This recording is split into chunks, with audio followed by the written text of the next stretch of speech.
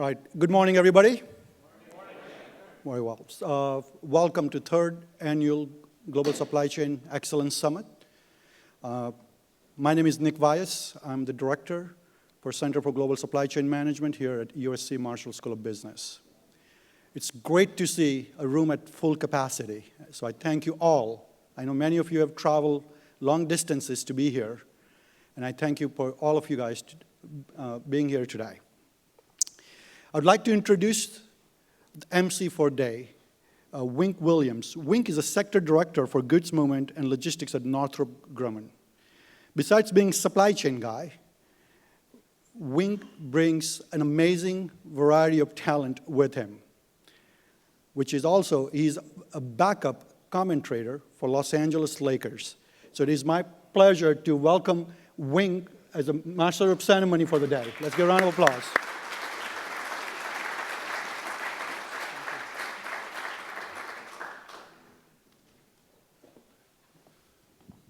All right, thanks for the introduction there, Nick.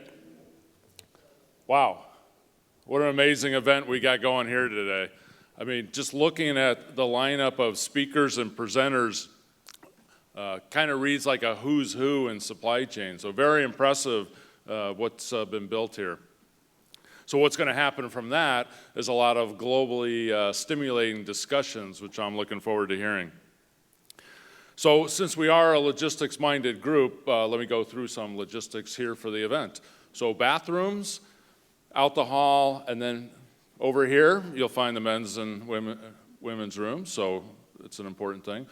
Also, the green tagged volunteers that we have, if you have any questions about anything, and it will happen, they will help answer all your questions. So make use of them. And at the end of the day, you want to stick around. There's a Industry Network Connect event that will be taking place, great networking time. And because of the time that we're finishing today, you have a choice, traffic or drinks, traffic or drinks. And if you live in the area, we know you'll be here for drinks. So take the advice. If you're not from the area, stick around for the drinks. And I have to tell you, I did check, as a side note, I checked with Nick earlier today, and he has promised me he will not be taking any prescription pills today, so he won't be pulling a Sarkeesian later tonight. So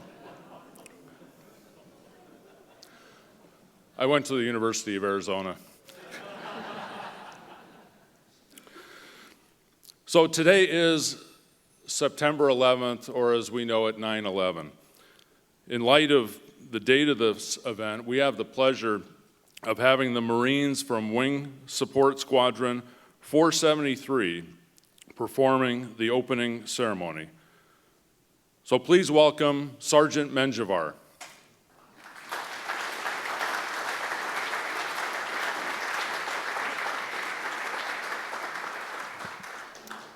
Good morning, ladies and gentlemen. Thank you for the introduction. 14 years ago, our nation experienced a terrible tragedy. Today, we pay tribute to all the men and women who have paid the ultimate price in service to their nation. Please rise for the presenting of the colors in the playing of the national anthem.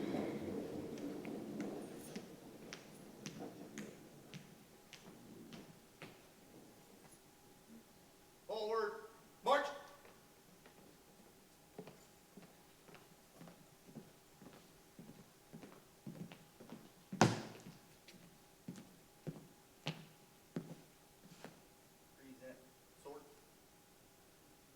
March on the colors.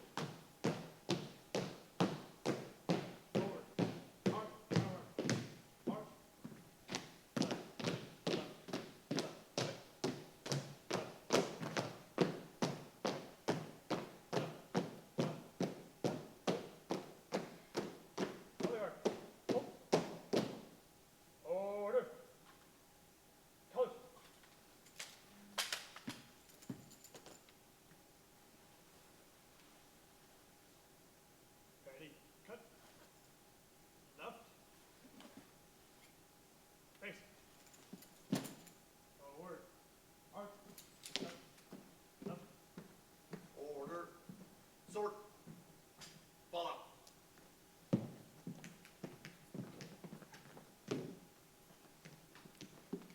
Thank you. You may be seated.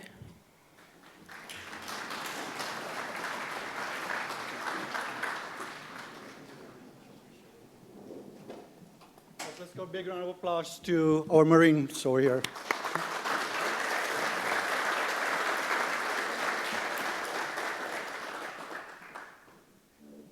Can I think, folks, we might have some.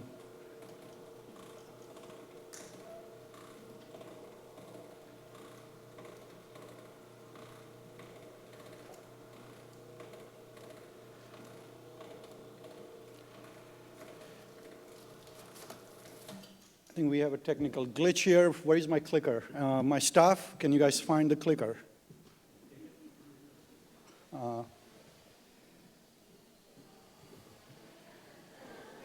Can I? Oh, there he comes. Okay.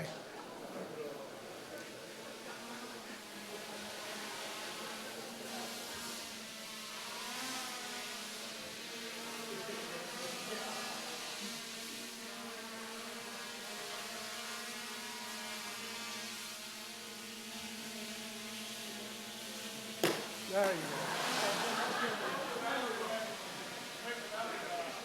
you go. Thank you. That's okay. I got the other one right here. Thank you.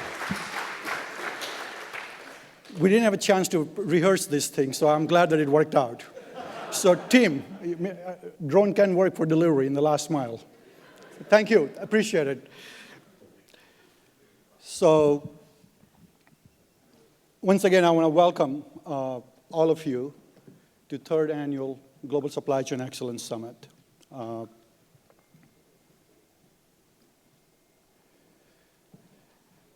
So it's a personal welcome from both Raj and I. Raj, can you please stand up here? My colleague here, Raj Rajagopalan. And I have an honor to spend the day with some of the distinguished speakers, industry practitioners, and it's great for all of you to be here and engage in this activity of ours. But things that occurs today, it takes months of preparation, and preparations both internally as well as externally. So I want to kind of recognize many of these individuals.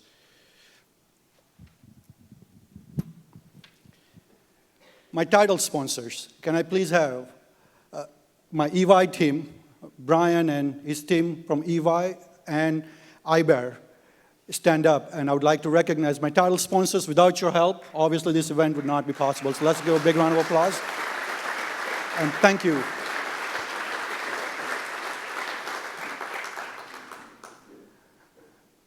My sponsors, please stand up, Port of Los Angeles, Dependable Company, Amber Roads, and Mattel. Let's give a big round of applause for my diamond sponsors. Platinum and gold sponsors, Yum Brands, Merz Klein, Geodis, Port of Long Beach, Jazz, and ASQ, American Society of Quality. Let's give a big round of applause. Thank you for your support.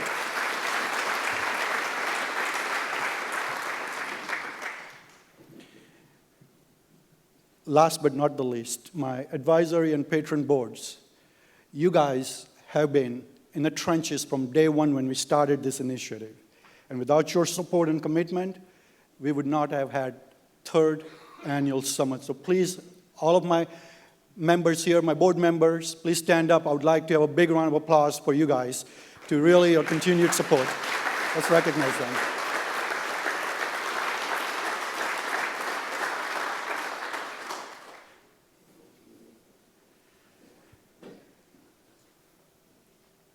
So if you think about putting an event like this, it's almost like planning for a wedding, or even more, right? Because there's so much logistics, arrangements, talking to the speakers, and all the backup things that occurs. And I am blessed to have an amazing support system for my staff, faculties, committee members, and last but not the least, the most important person who's been on the helm of being a supply chain chair for this summit, Andrea Shen. So let's start with Andrea Shen. If she's here, I would like to her to give a big round of applause.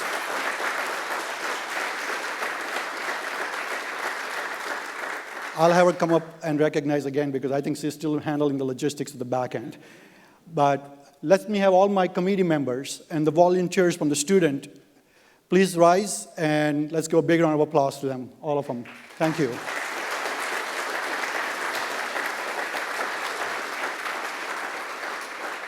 So if you like the event, you know the students, they're supply chain experts already because think about it, they're putting the event like this flawlessly.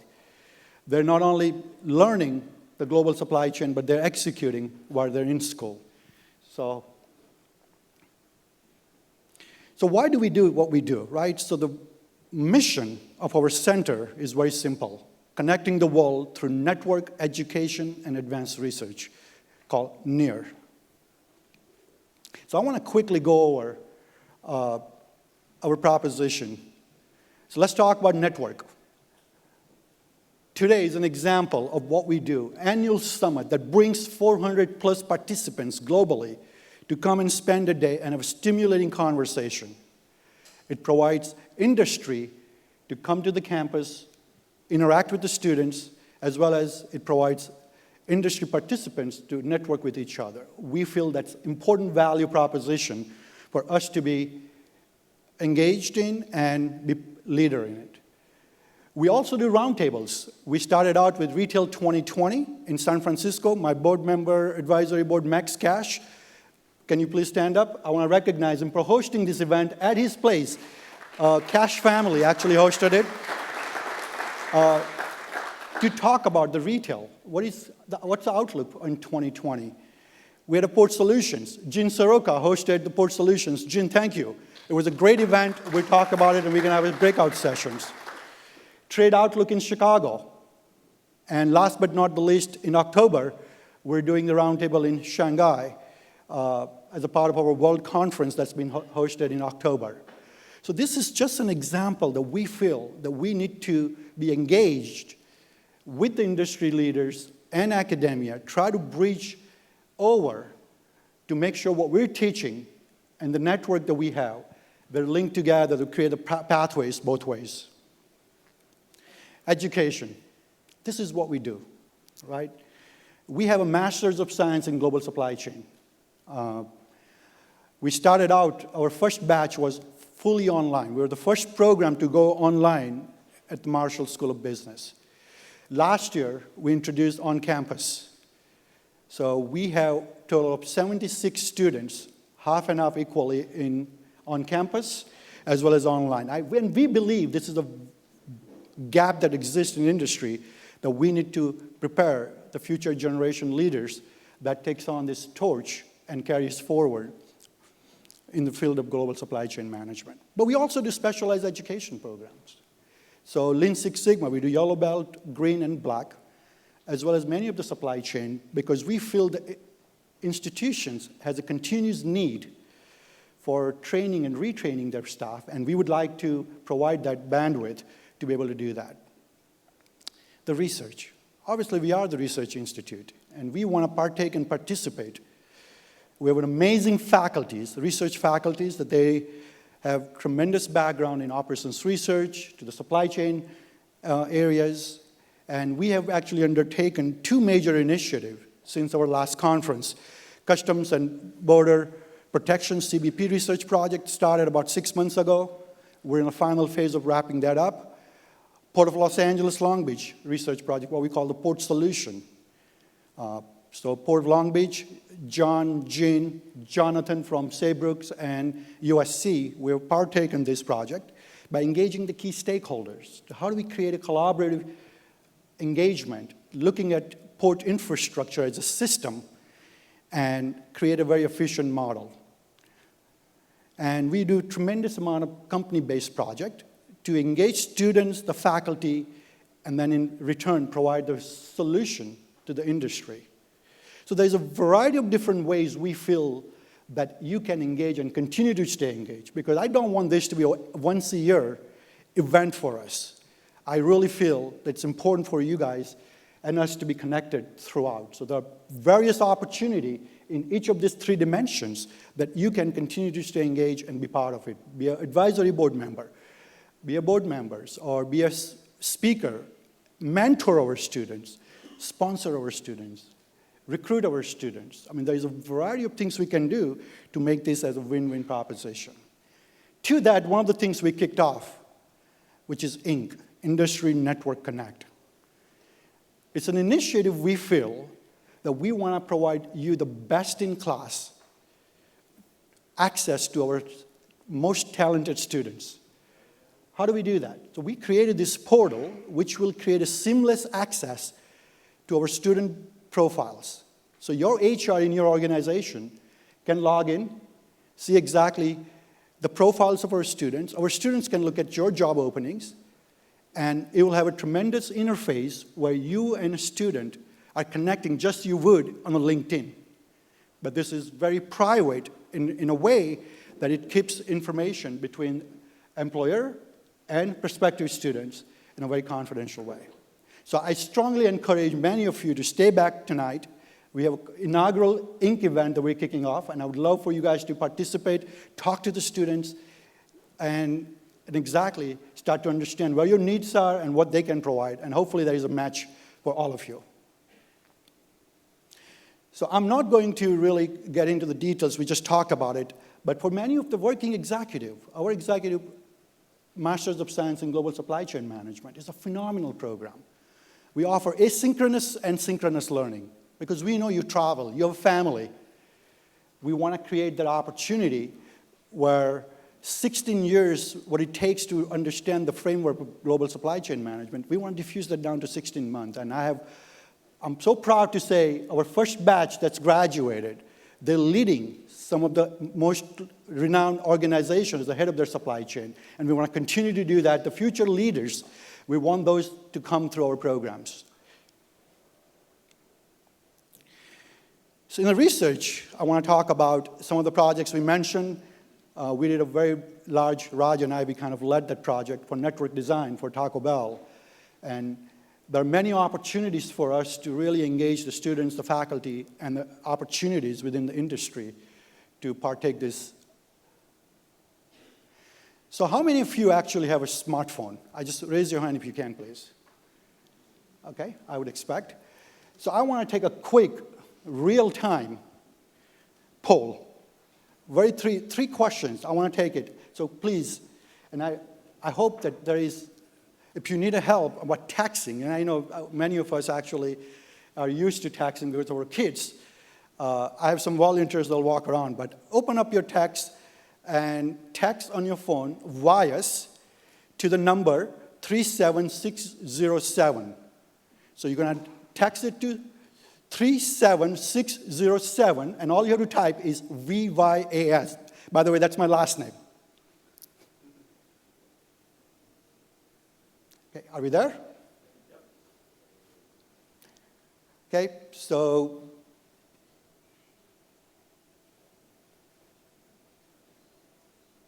I'm sorry, let me go back quickly. I think I clicked one more. Can we go back, Chrislyn? Don't, okay, right, there you go. So very first question, obviously, for many of you were at the AT&T building last night having a dinner engagement party. So I just want to quickly find out, are you fully awake and alert?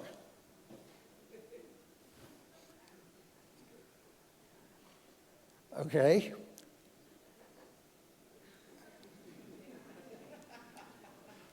All right, I think that those that were not awake, I think they're getting awake now. All right, so I think we have a good percentage of the population here. They're staying awake, okay. All right, so we're gonna go to the next question, which is one of the very important questions that I wanna really zoom in. Well, there's still, I think we still have a lot more people that stayed awake.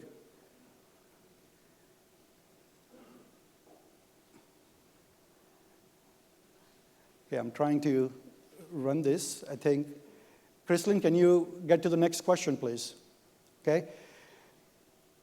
What are the most pressing issues you face in your company? The first one, lack of qualified talent available in your supply chain field, speed of change in supply chain, and globalization associated uncertainty. So A, B, or C?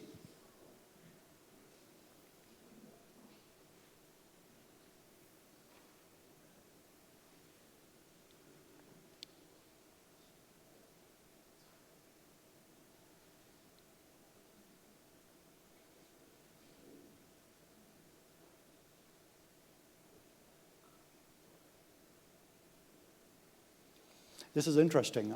I'm still waiting for the poll to close, but it's pretty much trending what we would expect, right?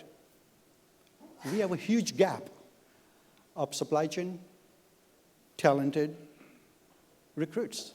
The biggest thing I speak to the executives and my previous life in a corporate, I mean, missing a container or missing a delivery never kept me awake. A broken promise was not an issue that we were concerned. The issue biggest was, how do I replace? How do I create a bench? How do I create succession planning in an organization that is a global operation, right? So hopefully what you see here, the network, education, and research component that we talked about, the NEAR, hopefully we'll be able to bridge some of these gaps. So I just want to validate that what we're doing is really working and it provides the solutions for our industry. Kristlyn, can we go to the next and the last question? If we keep you awake and provide a return on your investment, both the time and money, will you come back next year? Hey, it's a fair question. Maybe, okay, I like some maybes. Right, so we have some honest ones. So if you are here for more than just an investment, your money and time, just here for drinks and food, there's no solutions. I can promise you that. But this is good. So we will certainly make this event very, very successful, give you the return that we promised, and really create a very stimulating conversation throughout the day. Can we go to the next slide, please? So as I thank everybody, and to really create this ecosystem of ours, you need to have supporters throughout the span, and I recognize every single one of them. But one of our biggest fan and supporter of this initiative, it only can happen if you have a strong backing of a head of your institute. And it is my privilege and pleasure to welcome the Dean of a Marshall School of Business, Dean Jim Ellis. Jim, please come on stage and share your wisdom.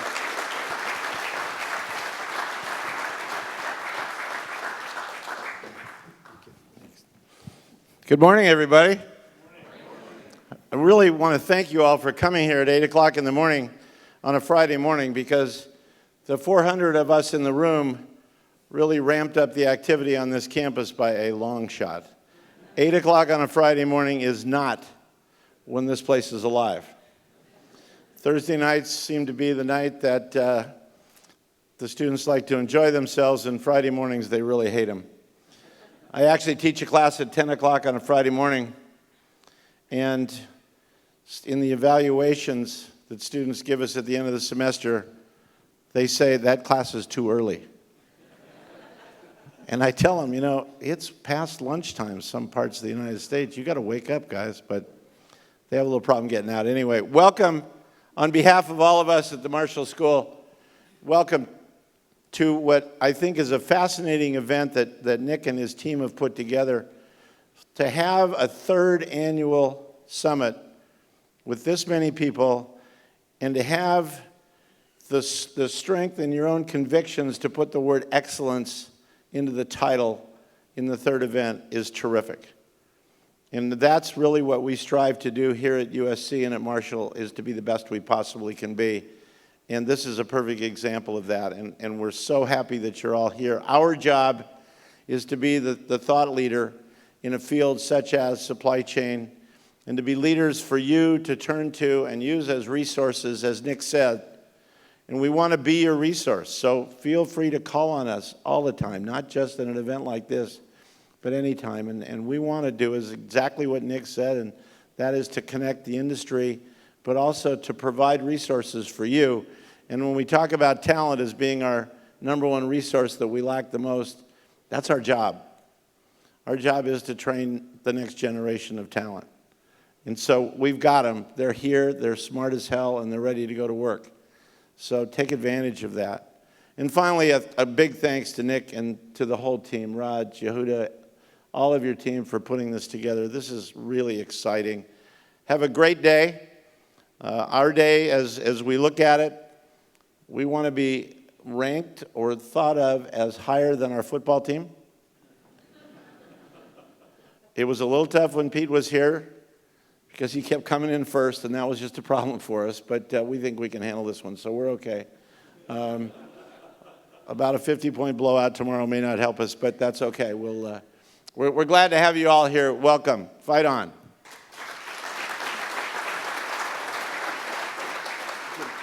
Thanks. Thank you very much.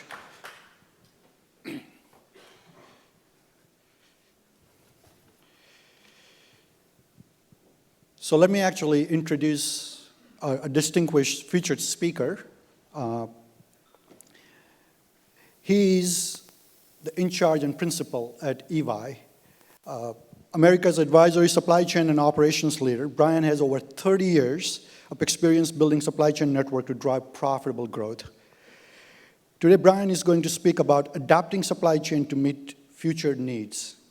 Without further ado, I would like to kick off the summit and invite Brian to the stage to please enlighten us with the wisdom of supply chain. Please, come on in. Let's give a round of applause. Thank you.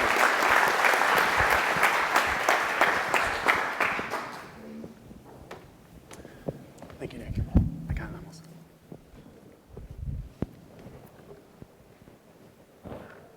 Good morning. Thank you, Nick, for that kind introduction.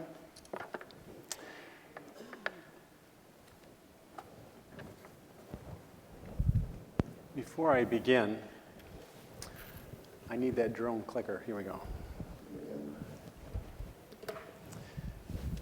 Before I begin, I believe it's very important to provide a little context beyond the brief introduction that was shared, so you get a better understanding of who I am, and more importantly, the influences that are certainly going to shape the discussion I'm going to provide to you this morning. First of all, I have a 30-year career in combined with consulting and operations. I've worked in leading operations for companies, specifically Nextel, Sprint, Hospira, and also consulting. And obviously, in the last 6 years, I've been working with EY and building out our supply chain here in the Americas. Second point I want to highlight, more important to the topic. As a child, I grew up and I loved board games, Monopoly, Risk, and one of the things that became very important to success in board games to me was collaboration. And not only the collaboration in the strategy to win, but also the conduct of that collaboration to ensure that the next game and the following games, it was in the spirit of being productive and not being sort of anti-climatic in terms of being too competitive.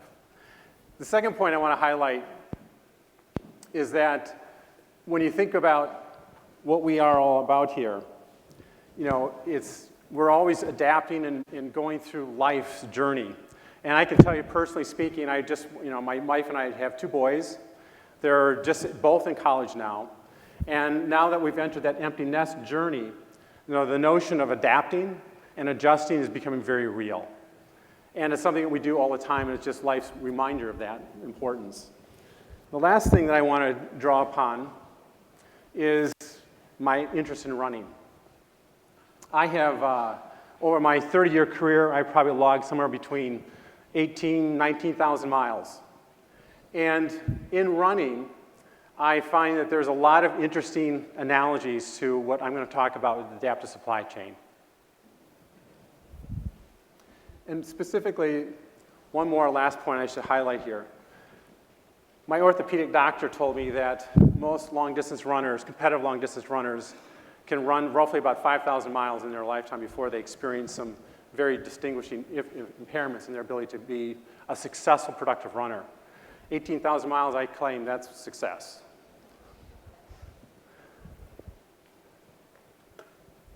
So I want to talk about adaptive supply chain.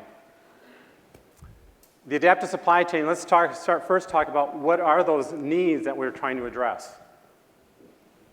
When we think about the adaptive supply chain, One of the things that comes up all the time in the conversation I have with various people and that we meet with and clients is, what is the best supply chain? And actually, this question really is, what is the best supply chain for your business? Aligning the operations to where the business is and where it will be is, in fact, the essence of what adaptive supply chain is all about. The second point, I love the Grateful Dead. Jerry Garcia had a great quote. And the quote was, I don't want to be the best. I want to be the only one that will do what I do. And if you think about the Grateful Dead, for those deadheads out there, you can appreciate how unique and how important that attribute of focus and purpose is to their success in music. You know, one of the important aspects here that I know we're going to talk about after this discussion is about the role of customer and the focal point of customer, the customer promise. You know, the customer, in effect, becomes the essence of what is our business focus. And when we think about the customer promise, we all have various components of how we play a role, either in a commodity-oriented business, we deliver finished goods, we have customized goods, and then we have our experiences that we're delivering to our customer. At any one point in that economic evolution, there is a need to drive productivity or value or innovation into that aspect of what you're doing to deliver the promise to your customers. So when you think about the role of innovation, it's about delivering innovation profitably, not just to execute within the value proposition that you're designed to deliver, but to where you may be evolving and migrating the business as a whole over time.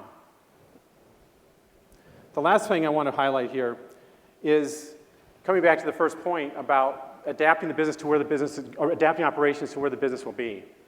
It requires more than just operations. It requires a strategic perspective and capability, a balanced perspective of operations and strategy of the business, not just within the leadership group, but within the talent that represent the various parts of supply chain. So before I get into the next piece, I think it's important, let's make sure we have a common definition of supply chain here. There's a lot of companies that have various functions that represent what is, in essence, supply chain. I'm talking about supply chain, the essence of all the hundreds of activities and processes, procurement, manufacturing, planning, distribution, transportation, what have you, that all encompass the essence of what delivers the customer promise or consumer promise.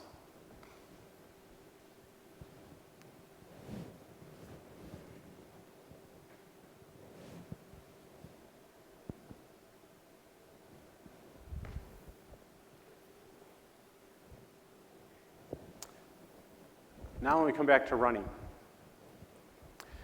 I had some great coaching advice for long-distance running, and the coach described it this way. It centers itself around how to avoid the terrible twos. And the terrible twos in running deal with running too fast, too soon after an injury, or too long. So let me talk about running too fast. When you're running too fast, there's a couple things can happen. First of all, I've learned very, very quickly on in my journey of the miles I've logged to make sure that I stretch before I take out a run. Because obviously if you don't stretch, there's a likelihood of either a pull or a tear in a muscle, which obviously could compromise performance. The second thing I learned is that when you go out, if you go out too fast, the demand of oxygen by the muscles in your body is very, very significant, to the point where the stress in your body, from the lungs working harder, the stress in your body to then follow up and catch up with where you are with that effort and intensity you're putting into your run, becomes problematic, and obviously can compromise performance. So now, let's talk about the business side of this equation, going out too soon, or too fast. One of the things that I find interesting about this topic here is that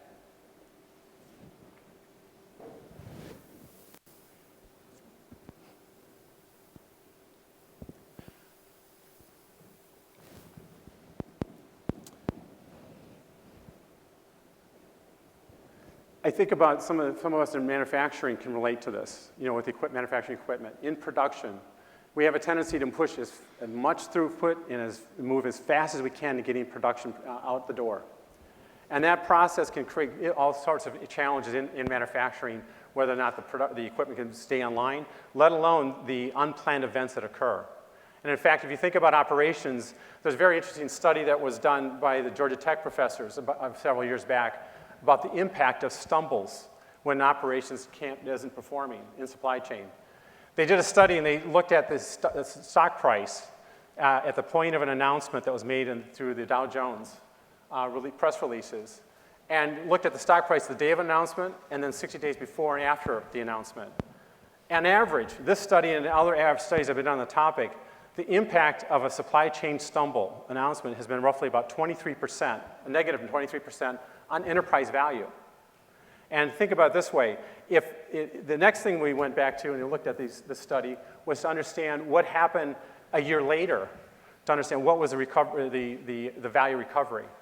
And there was an 80% probability that that value was not recovered if there was another supply chain stumble announced. So when you think about stumbles, you think about them going out too fast, I can't think of a very important thing here, which is to understand what are the aspects that create those breakdowns. So one of the key to-dos, and what I talk about going out too fast, is focusing on eliminating the breakdowns of unplanned events. The second thing I want to talk about, going out too soon.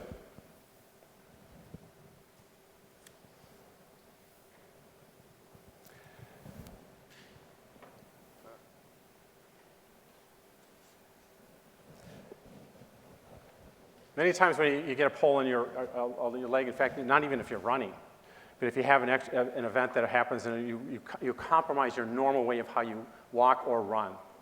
And in business, one of the key interesting challenges we have is that we have, in supply chain, we have multiple functions, let alone we have all the functions across the business.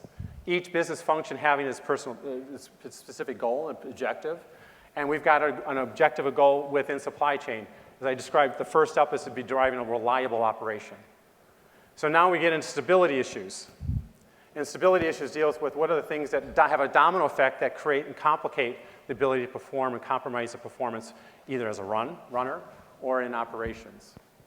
So the next piece of advice that I'm providing to you here around my experience looking at running has been when you go out too soon after an injury, it's about focusing and eliminating what are the causes that create conflicts between objectives or the business operations performance.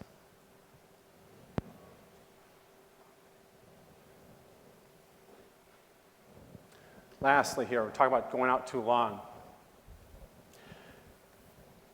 Just a couple rules of thumb about running. The longest run should represent about 20% of your weekly miles that you put on. And every week, you should not be running more than 10%, increasing your mileage 10% week over week. So you put this in perspective, that kind of gets you to the stage of, transforming is not something you do overnight, it's a journey. It takes time and effort. And if you think about any one of us who do run or those that don't and think about maybe potentially running, the idea of getting up in the morning to get that run in can be very daunting at times. And it's that commitment to be able to focus in on executing that ability to be committed to something that's important to you and important to the business. So how do you go about that? And my point here is the focus has to be on the standards, the processes of how you get the business together, the objectives in place to set the stage for where you want to be in the next month, where you want to be in the next quarter, let alone 6 months from now. And it's that continuous process of cultural change and adapting to driving a reliable and a stable operating environment that becomes critical for creating the adaptable supply chain operations. But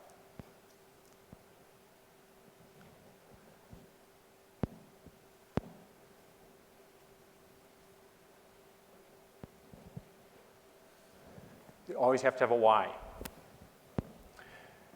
And I come back to what I described just a minute ago. When you think about going out and having a challenge with the commitment to sustain what you're doing day in, day out, and not having that focus, attention to executing your objective here becomes a very challenging proposition to take what is a very difficult journey. We all have our challenges and what various aspects of how we create a supply chain of the future, to make that a supply chain that executes and not fall behind the other journeys, expectations of supply chain executives. We have many times find ourselves being pushed out in our agenda where our client, our stakeholders have various expectations of what we need to do, whether it's hitting a budget challenge, whether it's hitting the cost objective for the next quarter, let alone revenue expectations and demand that has to be filled over the next 6 months. A lot of times it's very easy for the agenda that I'm describing here to get subordinated to that overarching objective, which is to create the adaptable supply chain. When you do go and you commit yourself to this journey, what we see, and what I've personally have led and experienced, is a different tenor with your employees and your team members first, and your business colleagues second. What happens when you get this success in motion is very, very energizing. And that momentum it drives a different degree of acceptance and, more importantly, excitement about what you're up to. And when you think about what happens when you have a strong purpose and a why, it's something that's not just about an objective, it's about something that's important for you as an individual and a person.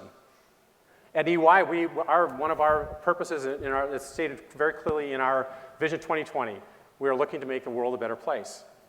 And it's something that's personal, it's something that's very engaging to the individual to translate that to how we work. It's the same thing with anything when you're taking on a journey like this, and especially when you're taking on the journey that we're talking about, how to create that adaptable supply chain in the future.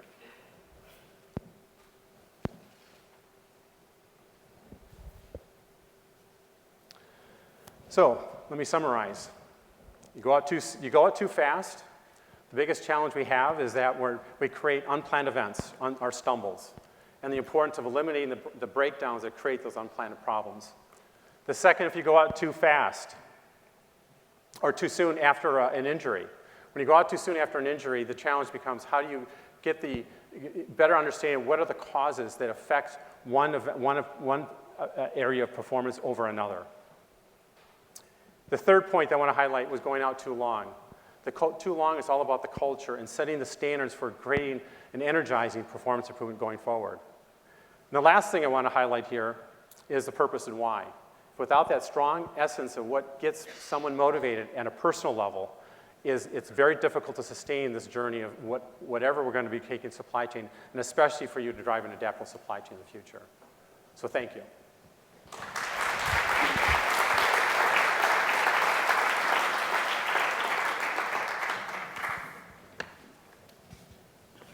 Thank you.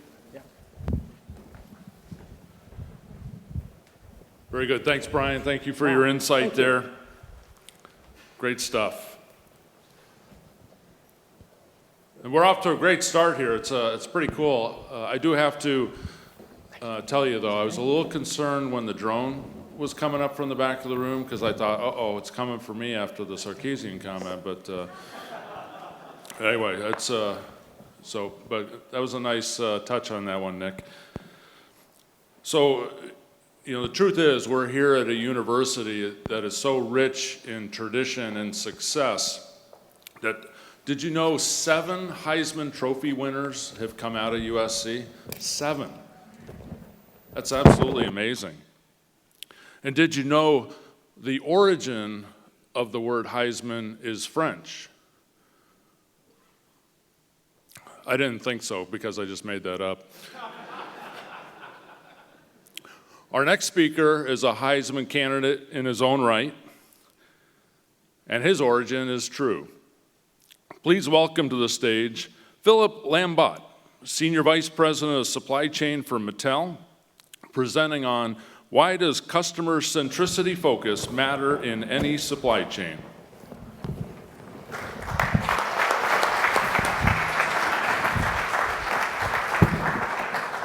Thank you very much. Thank you. Good morning, everybody. Actually, when Nick asked me to talk, when I saw that this title of this conference was Global Supply Chain Excellence, I thought, talking about French, I was going to do my presentation in French.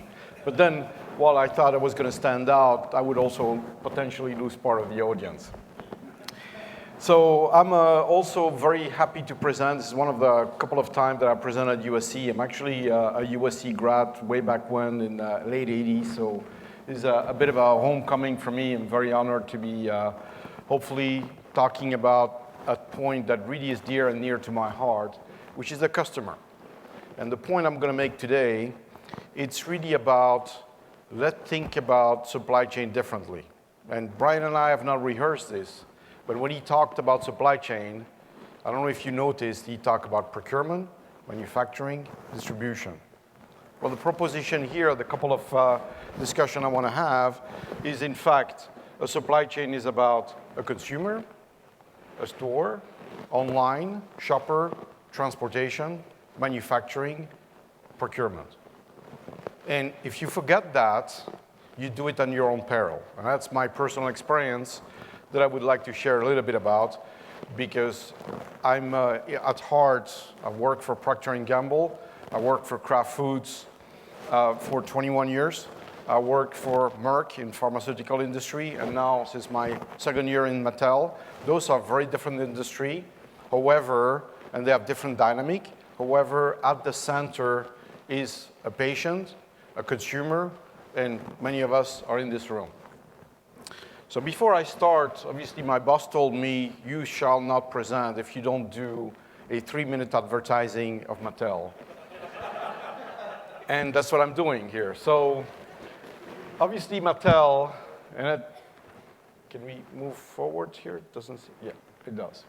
Mattel is actually coming from next door. It's actually El Segundo company, and it's all about the future of play, which is very much at the center of not only making toys, but experience and consumer at heart. And what we do, if we go to the next chart, thank you. We actually, I know Tesla is in this room. Mattel actually makes more, and I'm sure Tesla can easily also fit in this number. Mattel actually makes more or has made more cars than all the companies in Detroit together. And the brand we have is actually Hot Wheels. Hot Wheels, we actually sell at peak, believe it or not, 9 million Hot Wheels cars per week in the US. So this is an amazing number, and it's very exciting when you go in our design center, because we actually hire people that truly are working or have worked for General Motors, and it really looks like a true car manufacturing area. The other one brand that we have, which are very different, right? Those on the left, and this is where you start to think about different supply chain. We do Fisher-Price. Fisher-Price, this is a toy that has been there for a very long time. This actually, when you think about supply chain and consumer at heart, on the left part, it's actually a CPG. It's actually a product which is a consumer good for which we have a history, and you can treat those very, very differently than the brand new fashion that we introduce every year. And you need to treat them as such. You need to think about them as such. On the right is American Girl. For those who have girls in your family, I would tell you this is the American store that we have. Our average basket size, unfortunately, for some of the parents is about $150 per visit. So it's a whole experience, and it's very addictive. You know, try it if you have not, with your daughter especially. I'm doing really good here in advertising. I think I'm going to move out from supply chain. Thomas and Friends, Monster High.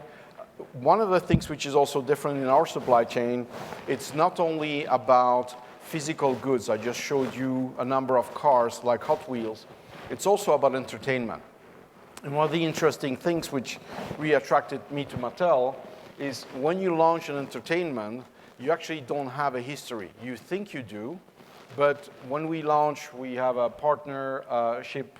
When we launch Frozen, when you launch Cars, when you launch movies like Minions, for which we have the real estate, you actually don't know until literally the Friday afternoon whether the movie is going to be a success or not. You have to create the supply chain before that. Exactly like if you were to sell apparels for the Super Bowl, you don't know who's going to be the winner. So but literally you and I expect when we go to the store on Monday, you expect to see the t-shirt of the winner. And that's a very different way to be prepared because you have to be prepared for alternative. And so we're creating flexibility in supply chain ultimately, where as you go to prepare that, you both have to be able to have the merchandising already ready, but you have to have the backup plan to bring it back and turn the production off extremely, extremely fast. Next chart. And last but not least, we have also Mega Blocks, which is also in the construction business, which is a very, very much a growing area. So as you see, Mattel has about 15,000 toys that we do. About 10,000 of those toys change every year. This is a humongous seasonal product, and this is a very, very different environment than a consumer goods company. So I would like to talk about customer, and the customer is all about all those different companies and talk about customer centricity. And customer centricity is effectively a lot about thinking about the customer, but it's not about being nice to your customer. It's about knowing which customer is important to you, which makes a difference to your business, and which one should you treat on a much more transactional level. Our supply chain, and we do it when we talk about procurement all the way through logistics, our supply chain are very geared toward products and services, but they're not geared enough around the customer. And the proposition here that I have is that the time of creating a product, making a product, selling the product, and repeat is actually not sufficient anymore. You need to develop a whole ecosystem around to understand what the consumer wants. And this is especially true in the industry that I'm in right now because customers are very volatile. Last year, the 2 top toys in the world that sold the most did not exist 18 months before.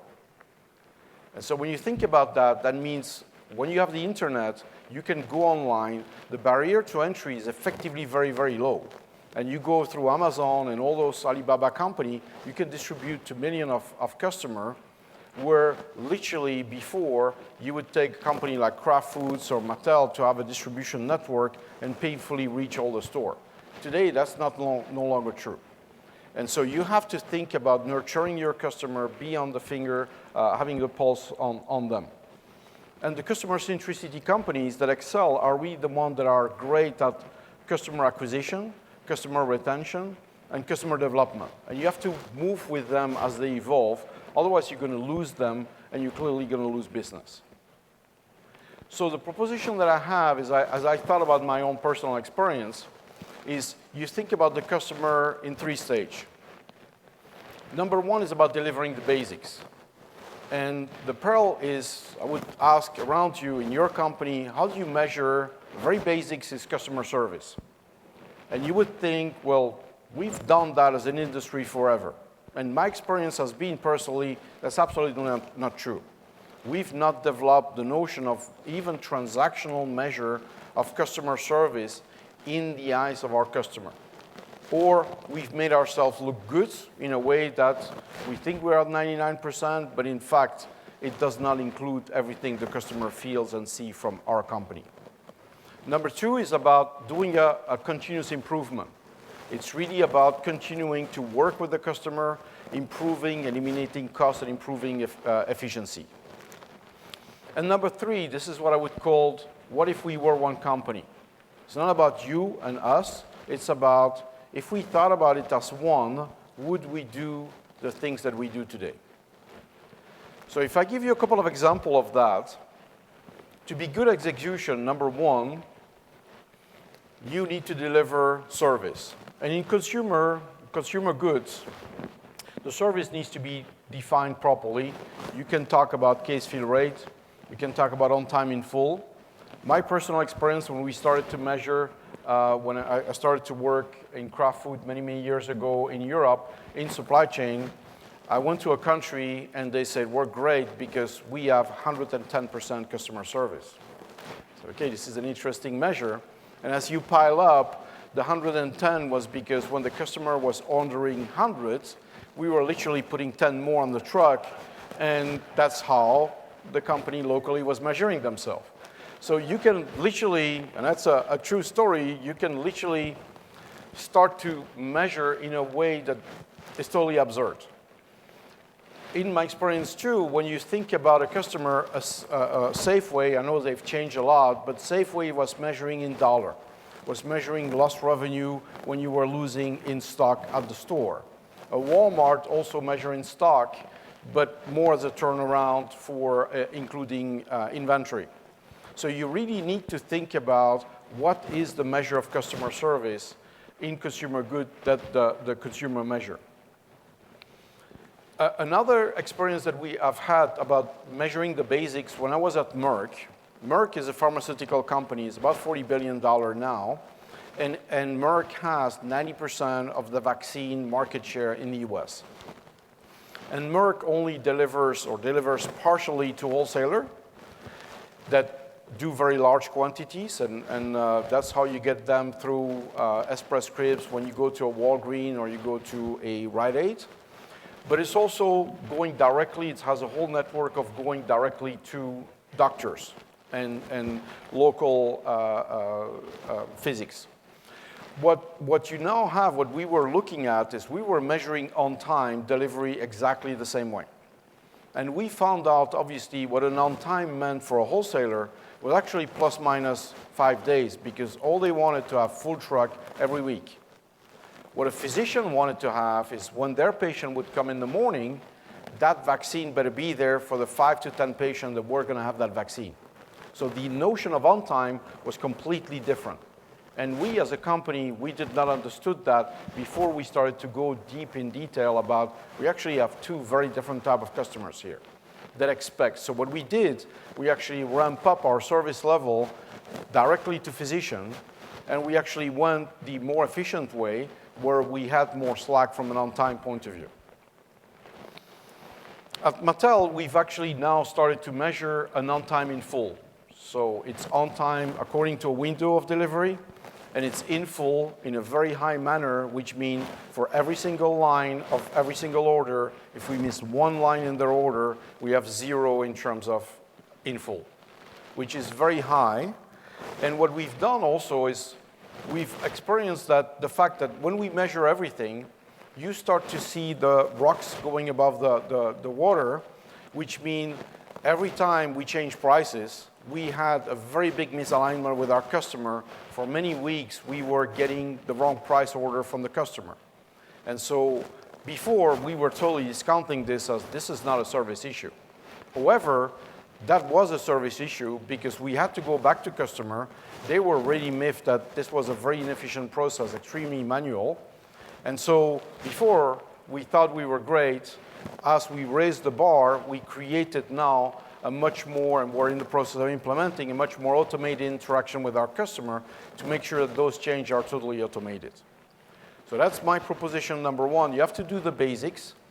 And those basics sometimes, if you have a very strong product, you tend to forget how important those basics are. And I would put it to you, as many of you I'm sure are working with Amazon, if you don't get the product that you want right away, you'll go somewhere else. In the past, when the product were very in high demand, you tend to forget, and you make the mistake that if I have a poor service, that's because my products are high demand. That's a very, very dangerous trap to fall in. Number two, as you start to define align plan with customer, one of the experience we have is as you talk to customer, what things important to you and what you really feel proud of is not necessarily something that is going to be important to your customer. And one example we had at Merck, we started to work and talk with our customers. It's obviously a very regulated industry. And we had a meeting in the UK with NHS, which is the National Health Institute, which manage billions of pounds of cost of the patient in the UK, an extremely important player, not only in the UK, but around the world. And we presented to them how proud we were about our quality compliance. And one of the examples we had was we were looking at our packaging, our barcode in one of our products was about 3 millimeters off in the package, and we actually stopped production, we put everything on hold, and we stopped delivering for 3 weeks. And our proposition was, how great we are at managing quality. And it came through in the meeting with NHS that actually it caused a problem because they became out of stock. And the discussion was, why don't you guys talk to us? Because in a way, we could have been flexible for a few millimeters. This is a much too high bar. The consumer actually suffered out of stock and didn't have their medicine. This is something where clearly we felt we were doing the right thing, and NHS didn't feel we were. So this is a good example where as you start to work together, you find things that you can eliminate. Another example we do at Mattel, we also have worked with Amazon of eliminating double packaging, because we take great pride of having a great packaging, a double secondary packaging for our product. But then as we put them in boxes for Amazon, when you get that product, you don't want, as a consumer, double package. So we've actually eliminated, between Mattel and Amazon, we've eliminated the double packaging, and we save money for the consumer. Now, the bigger picture is actually in customer centricity. What if we were one company? And one example I have when I was in Kraft Foods is about literally bringing together, having a workshop, and we work with a company called IDEO to really help us see in each other's eyes. And we were visiting different supply chain as we were trying to create the new future for us. So one of the examples we were visiting blood bank, for example. And we were thinking about what's the supply chain of a blood bank, and believe me, it's more complex than you would think, and try to understand with those type of constraints, how can we redesign our supply chain in a better way? And one of those examples was one very large retailer in the US. We started to, they came to us and they say, why don't you start to have a talk to us and develop the product much earlier? And what we did, we actually developed the product. We started to look at our supply chain, and instead of talking to them about 3 weeks before we were launching the product, we started to talk to them about 6 to 8 months, and we developed a complete portfolio together. So in summary, proposition is the consumer and the customer are king, more than they've ever been in this world. And we should not, as a supply chain community, forget this. Because if we do, and for all the great product your company does and all your great supply chain, if you forget your consumer and customer, they're going to forget you. Thank you very much. Have a great day.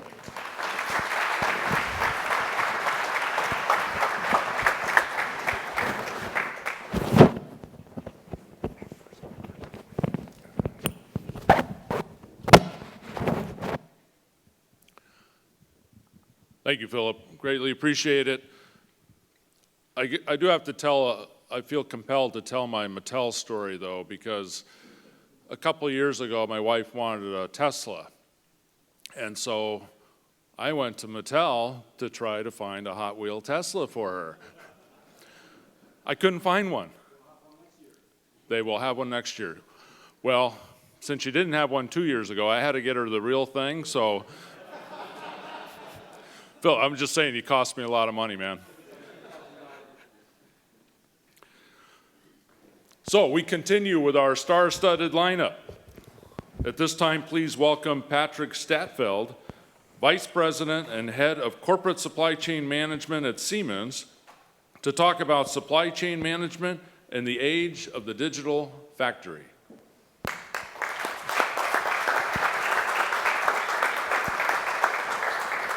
Thank you.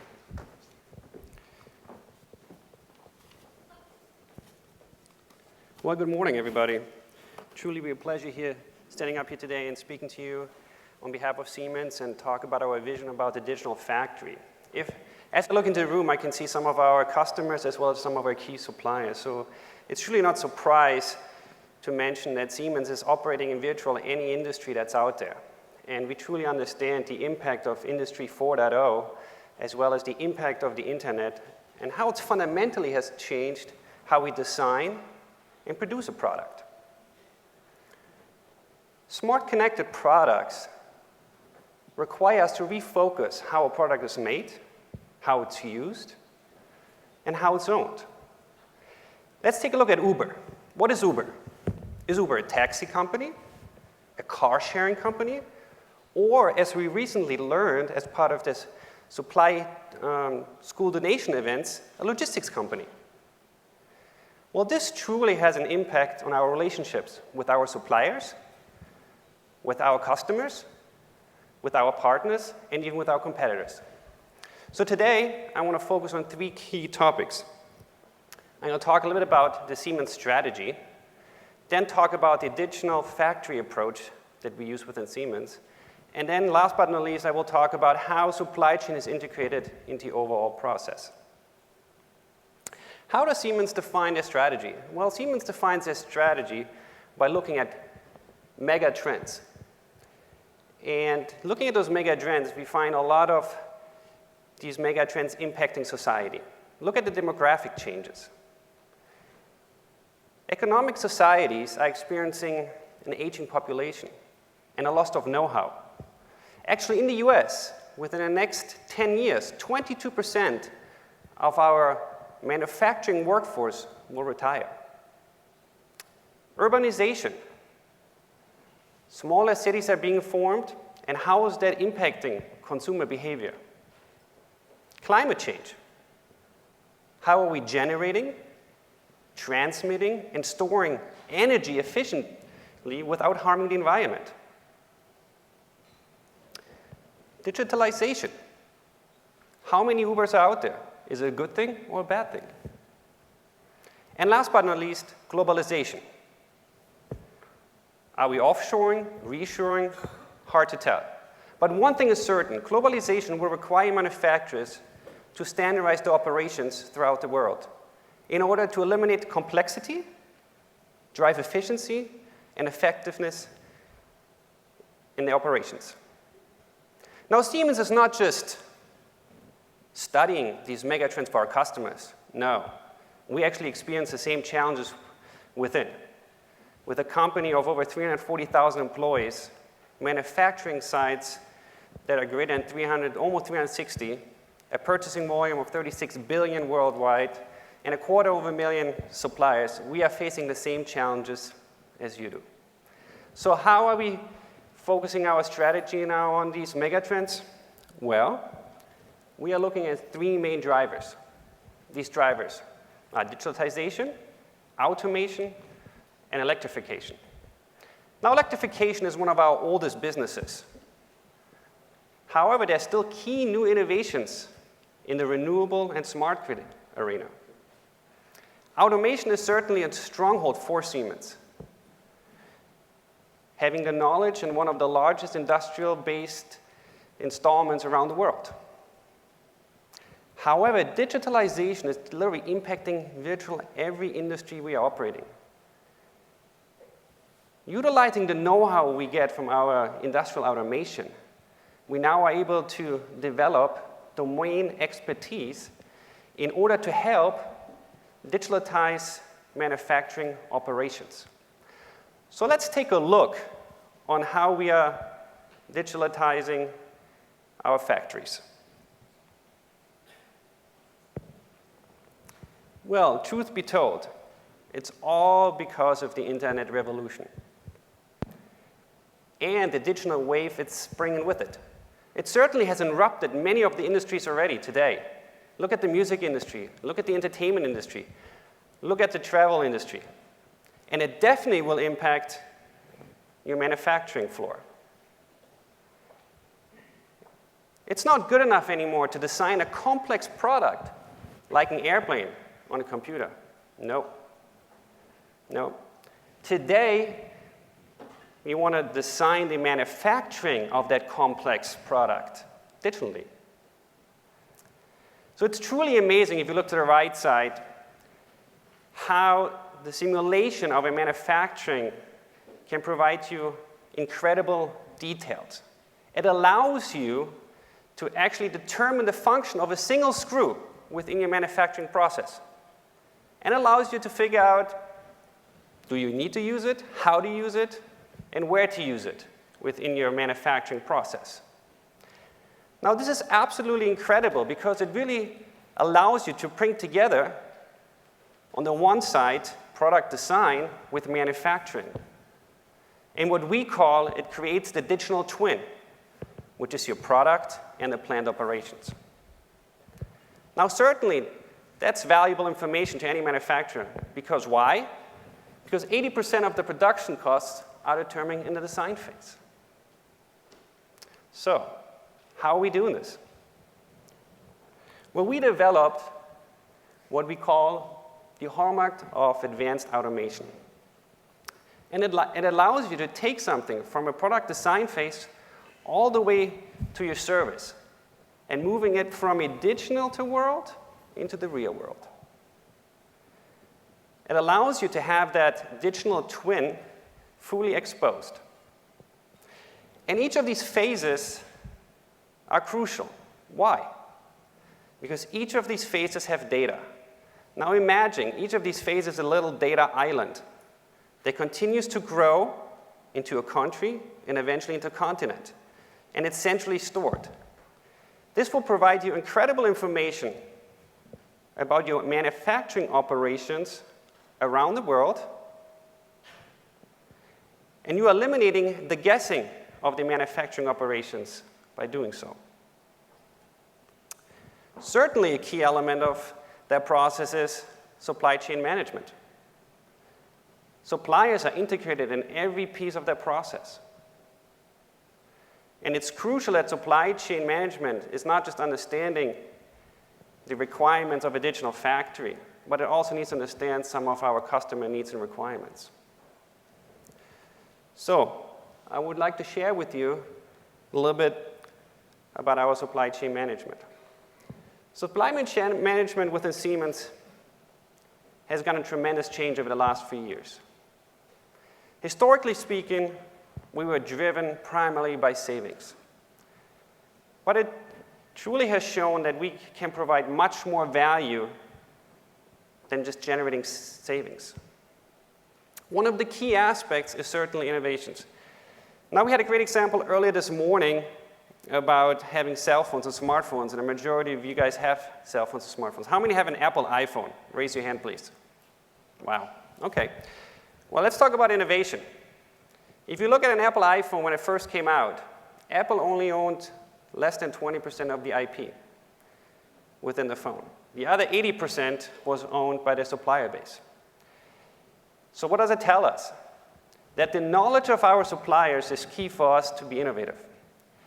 And Siemens has recognized that over the last few years to really optimize our supplier base and utilize that knowledge within our supplier base to create better, innovative products.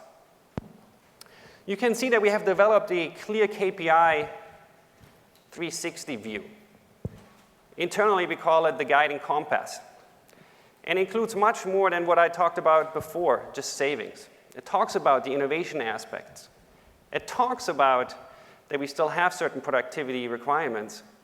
But it also talks about availability and quality, which are key components that every supplier needs to bring to the table in order for us to provide a superior solution or product to our customers.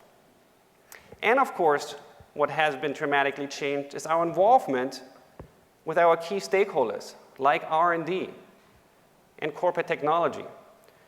We are literally tied to the hips these days to drive innovation within the company. So, let's take a look of how supply chain in our hallmark advanced automation process has helped an iconic company that's 101 years old. Some of you might have heard of them. And here we have actually applied the approach of digital factory and supply chain, and we help the company to optimize their production. Historically speaking, they were known as a low-volume, high-touch operations. But they wanted to gain new market shares. So Siemens, as well as supply chain, sat down with the company and designed a state-of-the-art operation. In addition to that, we were able to optimize the output and tripled the output of the company. So you can see how important the interconnection of supply chain to the internal R&D group, to corporate technology within the companies, in order to provide key solutions to our key customers.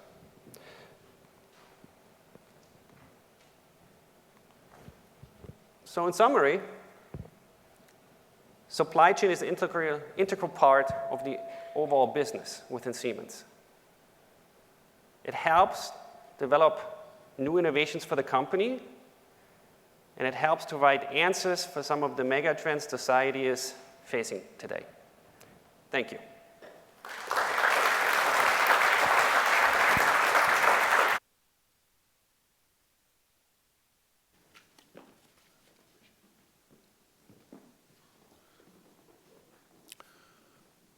Thank you very much, Patrick. So, Philip, you have a Maserati Hot Wheel? Yeah, you got that one? Or are you going to cost somebody else a lot of money?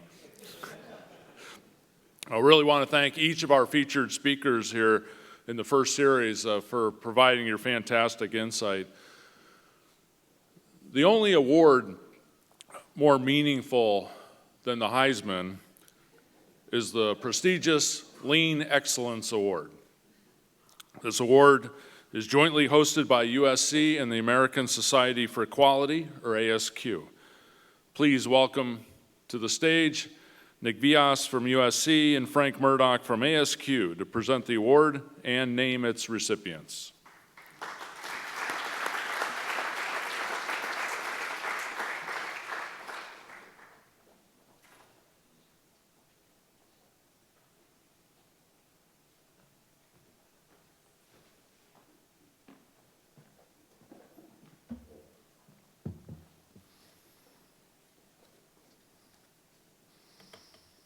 Good morning. My name is Frank Murdoch, and I'm here with Chris Hayes, representing the Lean Enterprise Division of ASQ, the Global Voice of Quality. We're very pleased to be a sponsor of this Global Supply Chain Summit for this second year in a row. Our vision for the Lean Enterprise Division is to create a world where everyone everywhere works together to apply lean principles and methods to achieve their personal and organizational goals. To that end, the Lean Excellence Award recognizes organizations which exemplify outstanding customer value in the unending pursuit to achieve the highest standard of lean practices in their global supply chains. This includes fostering collaborative supplier relationships, demonstrated continuous improvement in supplier quality, cost, and delivery performance, utilization of pull systems for scheduling and shipping authorization, and integration of MRP, accounting, and engineering systems throughout the supply chain. I should emphasize that none of these three organizations are perfect in these aspects. However, they continue to demonstrate a willingness and a capability to strive for perfection in the face of the ever-changing geopolitical environment that all businesses find themselves in today. I congratulate them on achieving this award and encourage their continued application of lean principles and practices which serve as an example for us all. Thank you.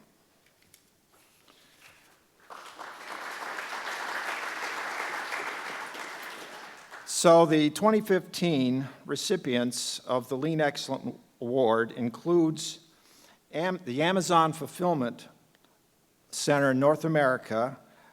Tim Coates is a regional director and represents them. Tim?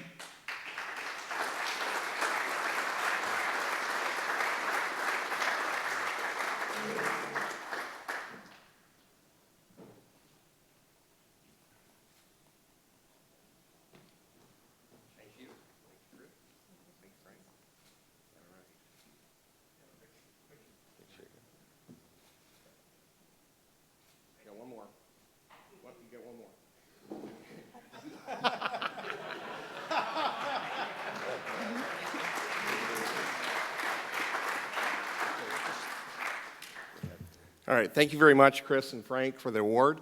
My colleagues, Das and Vicky and Sally back there, very honored to receive this. We appreciate it very much. I had 30 years in manufacturing before coming to Amazon. and it was all about going lean or going home. So when I started to take a look at Amazon, I was worried if they really had that whole lean feeling behind them. So when I went and I did my interview, I was worried that it was just going to be buy a box, put it on the shelf, ship the box out. What I found out was they had a whole lean process behind them. Amazon's a business that was going to grow, whether they did lean or not, but they understood how important lean was to their future and to be able to integrate all their engineering and all their processes together. It's absolutely fantastic to watch and see what they do and watch the whole system to come together. They couldn't be doing it without using the lean principles that we all understand very well. Thank you very much.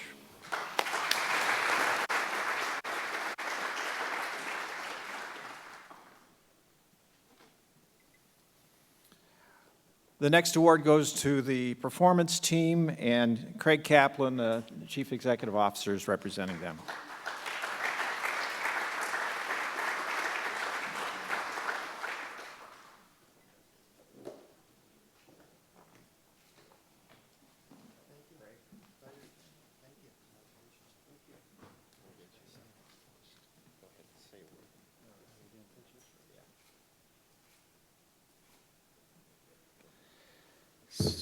Just a couple quick words. Thank you so much to Frank and the ASQ team for recognizing performance team. This means a lot to us.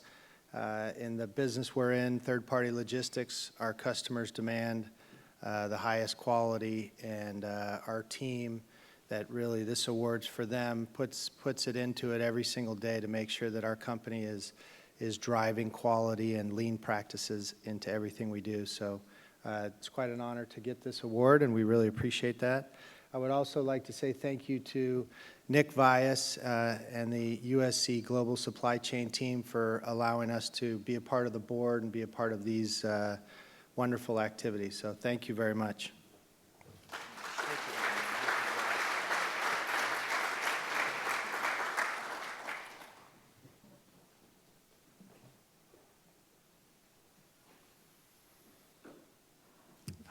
And the third award goes to the Children's Research Institute at the Children's Hospital of Orange County. Brent Deflis is Executive Director and represents them. Brent?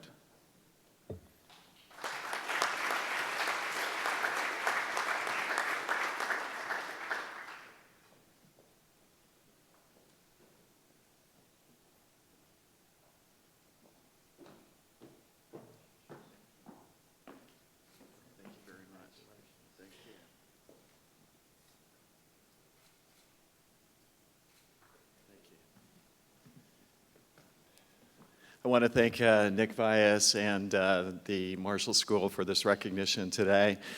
4 years ago, Children's Hospital of Orange County received a $10 million gift from Hyundai Motor America and from Hyundai Hope on Wheels to establish the Hyundai Cancer Genomics Institute at Chalk Children's. Nick and I worked together to use lean principles, including a Kaizen event, to get that program kicked off. For those of you in the pharma industry, we were able to, once we got human subjects approval, enroll our first patient one day after. So it speaks to the effectiveness of the process. For those of us in healthcare, we live in a world of personalized precision medicine. I think this is a real opportunity to learn from other industries about how to efficiently and effectively bring actionable data to the bedside at the time it's needed. Thank you very much.